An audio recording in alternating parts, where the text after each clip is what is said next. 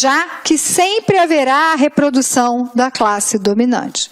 Então, vai sempre reproduzir, reproduzir, reproduzir, não adianta fazer nada. Então, é um discurso conformista que já esteve bastante presente na escola. A gente até encontra ainda hoje, mas não mais como se encontrava algum tempo atrás.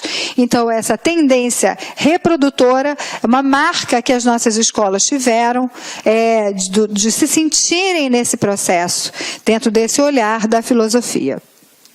A última tendência filosófica é a tendência transformadora. A tendência transformadora, então, traz a ideia da transformação. Então, como é que é isso? Sim, a escola está dentro da sociedade, mas cabe à escola pensar se ela quer transformar ou se ela quer reproduzir. Nesta situação, a escola tem uma possibilidade de escolha, de decisão entre a reprodução e a transformação, o que é diferente da anterior. Na tendência reprodutora, a escola só se vê na reprodução. E na transformadora, ela vê essa ideia, porque ela entende que a educação é um meio para a efetivação de uma concepção de sociedade, podendo a escola realizar um projeto conservador ou um projeto transformador. Então, a escola se reconhece dentro da sociedade, mas com possibilidade de luta pela democratização. Lucchesi, ele vai dizer que a educação por si só não será mecanicamente reprodutivista. Ela poderá ser reprodutora, mas não necessariamente, desde que poderá ser criticizadora. Poderá estar, pois, a serviço de um projeto de libertação das maiorias dentro da sociedade. Então, a tendência transformadora traz essa possibilidade da crítica, da mudança, da transformação, entendendo que o papel da escola pode ser o papel de transformar. Ok? Essas, então, são as 3 tendências da filosofia, muito simples, muito fáceis, e eu tenho certeza que você conseguiu. E agora eu vou trazer para você um outro grupo, e agora de teorias, que são as teorias crítico-reprodutivistas, ok? Então, olha, vamos lá pelo nome. Teorias crítico, então eu já sei que tem um aporte crítico aqui, ao mesmo tempo que eu tenho uma ideia de reprodução. Então, as teorias crítico-reprodutivistas também são chamadas de teorias sociofilosóficas, porque os seus autores são sociólogos, são autores da sociologia, tá? Então, a gente tem 3 principais teorias crítico-reprodutivistas. Esse é um assunto que alguns concursos gostam também de perguntar. Então, preste atenção nesse pedaço da aula, anota e depois explora um pouco mais esses assuntos, ok? Primeira teoria crítico-reprodutivista é o sistema de ensino como violência simbólica. A segunda, a escola como aparelho ideológico do Estado. E a terceira, a escola dualista. Então, a gente vai estudar uma de cada vez agora. Vamos lá. A primeira, o sistema de ensino como violência simbólica. Os principais autores são Bourdieu, Pierre Bourdieu e Passeron. Então, o que esses autores dizem para a gente? São marginalizados os membros de grupos ou de classes sociais dominados. Então, essa frase é uma frase bombástica, né? Há um processo de marginalização e essas pessoas que sofrem esse processo de marginalização são aqueles grupos de classes sociais dominados, não é o dominante. Então, peraí, mas que marginalização é essa? É o que ele está falando, a violência simbólica. Ele está dizendo que o sistema de ensino é um sistema de ensino que reproduz essa violência simbólica. A violência simbólica é a violência pelo símbolo. Então, não é um tapa, não é nenhuma coisa física. A violência simbólica é a violência pelo símbolo, que é, de fato, uma reprodução que vai acontecendo na escola. Então, os membros desses grupos das classes sociais dominados são eles os que sofrem a violência simbólica. Então, a violência simbólica pode estar, por exemplo, numa escola onde um aluno tem um celular. E todos aqueles que têm aquele celular se juntam. E você tem aquele aluno que não tem um celular. Então, você não bate, você não xinga, mas você exclui. Isso é violência simbólica e ele está no processo de dominado. Pode ser também a violência que acontece em vários locais, por exemplo, na própria escola. Chega aquele garoto que está sujo, que fede, que não tem uniforme, que perdeu o uniforme, que tantas outras coisas que a gente pode imaginar. E ele chega na escola e o professor, ou o colega, ou o diretor, olha para ele assim, de cima a baixo. Não precisa falar nada. O olhar já mostra toda aquela violência do símbolo. Como se eu dissesse para o garoto, você não pode, você não tem, você não quer, você aqui não é bem-vindo. E por que a gente está falando que isso é marginalização? Porque a marginalização é sempre uma via com duas mãos, tá? Então, essa marginalização ela é sempre social, mas ela também é simbólica. E ela é social porque as pessoas marginalizadas não possuem força material, ou seja, não têm capital financeiro. Talvez isso aconteça aí na sua cidade. Eu vou dar um exemplo do que acontece muito aqui no Rio de Janeiro. Aí deve ter loja americana, acredito que deve ser, muitas capitais têm, então acredito que se você mora num lugar mais afastado, não tenho certeza, tá? Mas assim, a loja americana é uma loja muito grande, né? Que vende várias coisas, né? É uma loja de departamentos com várias, vende tudo, né? Desde bala até CD, liquidificador, seja o que for. Aqui no Rio de Janeiro acontece uma coisa assim que é cena constante.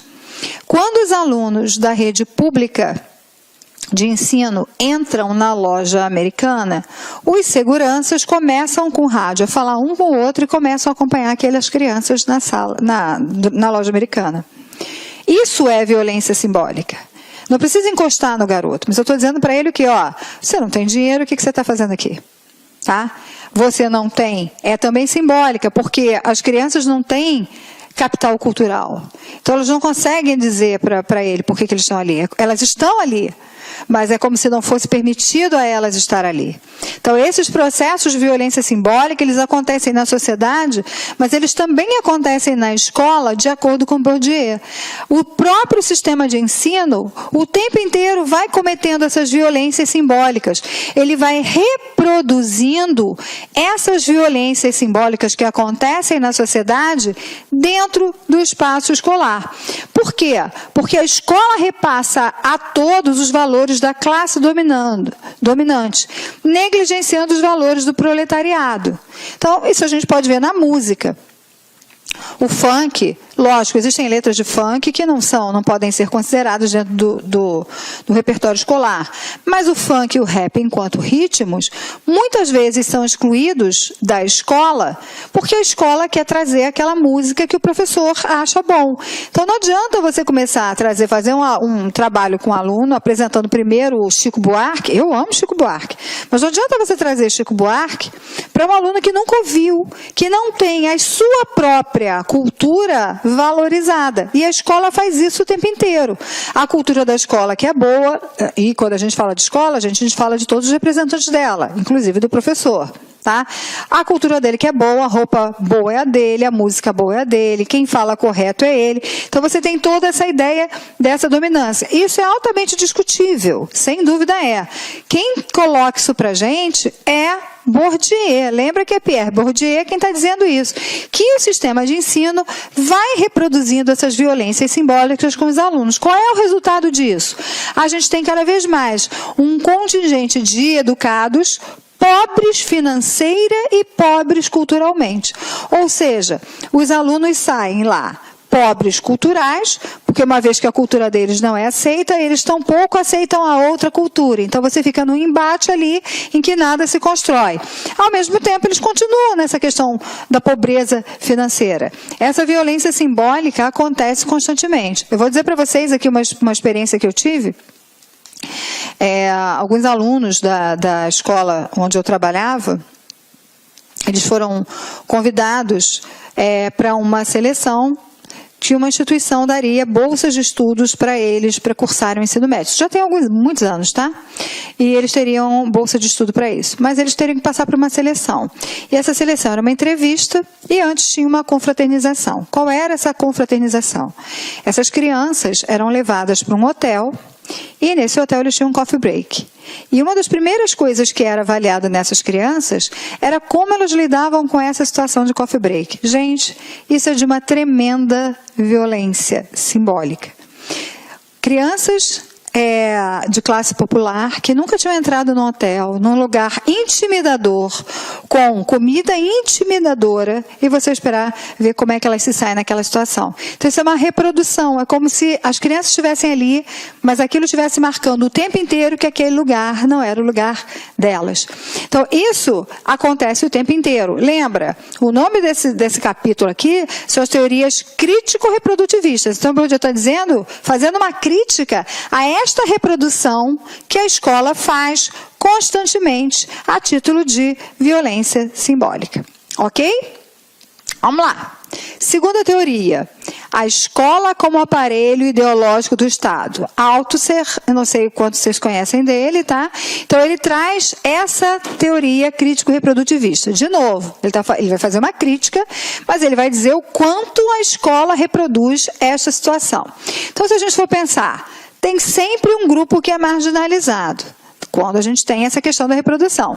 Quem é marginalizado? Os expropriados, ou seja, aquele de quem já foi tirado tudo, ele é pobre, tá? A classe trabalhadora, aquele que está sem direitos, cada vez menos, né, gente? Aquele que está sempre naquela situação, na pior situação social. Então, esses são as pessoas que são os principais marginalizados nessa perspectiva.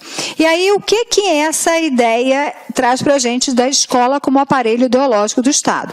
Então, ele está colocando a escola como um equipamento da ideologia do Estado, onde o Estado coloca em prática a sua ideologia através da escola, não só através da escola, mas também através da escola. Porque existem aparelhos ideológicos que agem pela força da ideologia e depois pela repressão. Por exemplo, a escola. Então a escola diz assim, olha, você estuda para você ser alguém na vida, porque senão, meu filho, você não vai dar para nada, vai ser pobre a vida inteira. Então a escola primeiro usa esse discurso. Ó, garoto, você tem que ficar quieto, olha, não fale em sala de aula. Primeiro você usa o discurso do bonzinho, depois você parte para a repressão, depois você dá o castigo, depois você suspende, depois você, embora não possa, expulse e assim por diante, né? A mesma coisa fazem as igrejas. Notem, nada contra nenhuma religião, mas notem como toda igreja faz esse serviço de aparelho ideológico. Toda igreja tem lá a sua carta de respeite, obedeça, não faça errado. Então você tem toda uma ideia que é de você agir pela ideologia. Mas se você fizer, você vai ser punido, você vai ter que rezar não sei quantas, não sei o quê, Deus vai te castigar, tu vai queimar no fogo do inferno, seja lá o que for, tem sempre essa mesma situação. A mesma coisa os meios de comunicação social que estão aí o tempo inteiro, colocando algumas coisas e trazendo também as perspectivas de punição. Então, a escola é exatamente isso, um aparelho ideológico que age pela força da ideologia e depois pela repressão. Mas o Estado também mantém aparelhos que fazem justamente o oposto, ou seja, são aparelhos repressivos, não mais ideológicos, eles agem primeiro pela repressão e depois pela ideologia. Polícia, exército. Se você notar, olha só quantas polícias nós temos hoje, já parou para pensar? Olha aqui, Rio de Janeiro, a gente tem Polícia Militar, Polícia Civil, tem a Guarda Municipal, tem a Polícia Federal, tá? Aí tem a Polícia Rodoviária. É polícia que não acaba mais. Tem a Polícia do Exército, PE. É polícia que não acaba mais. Polícia, polícia, polícia. Isso vem mostrando o quanto que o Estado vem agindo pelos aparelhos repressivos. Se a gente olhar no Brasil inteiro, é a mesma coisa. As manifestações que acontecem nas cidades aqui nesse país, elas são fortemente reprimidas. Aparelhos repressivos. Vem na frente dos aparelhos ideológicos. Os aparelhos ideológicos do Estado são utilizados pelo Estado a favor do capital pelo convencimento, pela ideologia ou pela força, repressão, e colaboram para manter e para reproduzir a divisão social em classes econômicas. Então, a escola acaba por difundir a ideologia do Estado. a ideologia do que tem que ser feito. Então, assim, porque tem que estudar por conta para você ganhar a bicicleta. Porque você tem que fazer a apostila toda, que é para você ter sucesso. Porque você tem que fazer isso, porque você tem que ser um cidadão assim. Porque você tem que respeitar a lei assim. Porque você tem que fazer isso. A escola acaba trazendo sempre essa questão da ideologia. Ela fica subjugada àquela ideologia do Estado. Então, de novo, o autor fala... Olá, meus amigos! Inicialmente eu quero pedir licença para vocês, pois interrompi os seus estudos, mas essa videoaula aqui da Lá Concurso é uma videoaula demonstrativa para você conhecer a qualidade do nosso site, conhecer os nossos professores. Eu quero passar um recado para você. Se você quer continuar a assistir o restante dessa videoaula, você quer fazer um dos nossos cursos específicos para a Prefeitura de Lucas do Rio Verde, então clique aqui embaixo e converse com um dos nossos atendentes. Atenção, os nossos cursos, nós temos 8, 9 cursos a partir de R$20. É isso mesmo, né? Professor, quais são os cursos da Lá Concurso? Olha aqui. Temos 3 conhecimentos básicos, né? Um para fundamental, médio e superior. Todos eles, a partir são 10 parcelas de R$20. Tá? Curso aí para técnico administrativo educacional, área da secretaria, 10 de 35. Ajudante administrativo, 10 de 35. Fiscal de postura, 10 de 35. Fiscal de tributos, 10 de 35. E, claro, a nossa cereja do bolo, professor de pedagogia, 10 de 35. Inclusive, a nossa professora titular aqui da Lá Concursos, para quem não conhece a Lá Concursos é uma empresa cuiabana. Nós estamos trazendo o quê? Estamos trazendo a professora Márcia Argil, lá do Rio de Janeiro. Ela chega dia 28 para gravar completaço o quê? A parte de conhecimentos específicos, que é a parte pedagógica. Tá certo, meus amigos? Então vem estudar conosco aqui na Lá Concurso, que eu tenho certeza que você não vai se arrepender e vai ficar fã de carteirinha do nosso site. Um forte abraço, fique com Deus. Tchau, tchau.